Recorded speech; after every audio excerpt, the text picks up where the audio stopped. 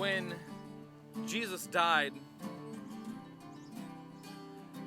something happened. Something incredible happened, and it changed everything. The Bible says when Jesus died, he became sin. He became death, almost like he was changed from one thing into something completely different. Now, go back to the beginning. Let's go back to the garden where God made everything perfect, good, the way that it should be. And he made man and woman clean, holy, in his own image, so that he could interact with creation. He could spend time with man face to face, talk with him, walk with him, hang out with him, just be with man and woman.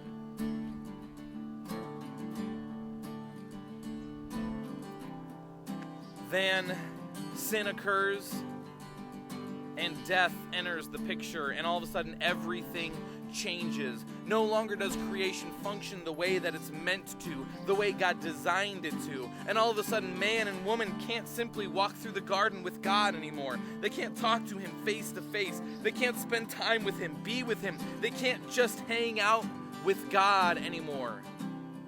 And the assumption has been for generations and thousands of years that because they did this bad thing, God got angry and he kicked them out of the garden. And he decided that I'll create a place called hell where I will send bad people because they're not good enough to get into heaven. And we are stuck with this image of God who is angry and doesn't want anything to do with sinners.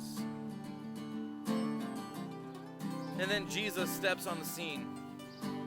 The perfect one, the sinless one, really the only one good enough to go to heaven.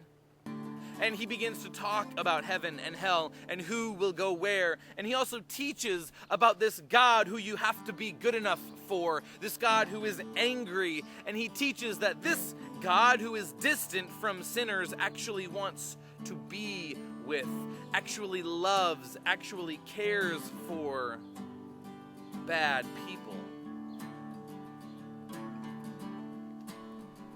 So then the question arises. If God really does love, if he really does care for, if God really wants to be with these people, why would he ever send them to hell? When Jesus died, something happened, something incredible happened, and it changed everything. The Bible says that Jesus became sin. He became death. Almost like who he was changed from one thing to something else. Like his genetic makeup was completely altered. Like who he was at his very core was completely rearranged from one thing into something else. This perfection, this life, this righteousness was changed to sin and death. You see, sin is not some bad thing that people do and makes God angry. Sin is something that changes you at your very core, completely rearranges your very nature from one thing into something completely different. Think about your best friend. Think about all the late night movies, the birthday parties, the celebrations, the adventures that you've had with them, all the adventures that you plan on having with them.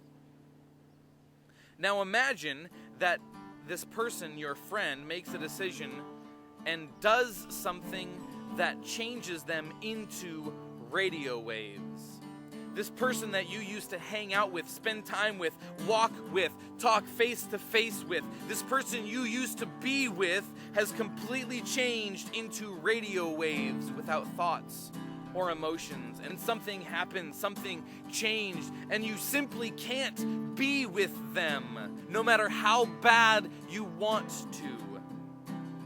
And there's nothing that you can do about it.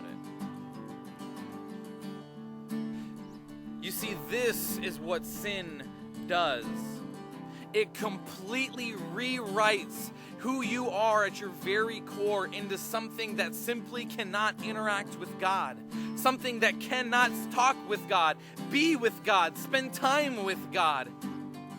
Hell is not some place that God sends bad people. Instead, it is the place in which you exist when you've been rewritten by, changed by, completely altered by this thing called sin. Hell is living like a radio wave forever. And there's something that I've done, something you've done. We've sinned, and sin turns us into radio waves. But God so desperately wants us back. He so desperately wants to be with us once again, to talk with us face to face, to be with us, to just spend time with us. And so he made a way to reverse the change and bring us back into life and righteousness and perfection. He sent Jesus, perfection. He sent life to become sin and death, so that those of us who have already become sin and death might once again be life and perfection. We will each come to the point where we have to decide whether or not we prefer to exist as radio waves. And if our decision is to remain radio waves, we decide to exist in a way that simply cannot interact with God, that cannot be with God, that cannot talk to God, that cannot simply hang out with God.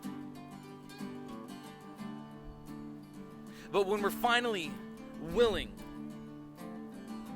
to let him make us anew, change us back, recreate us the way he designed us to be, intended for us to be,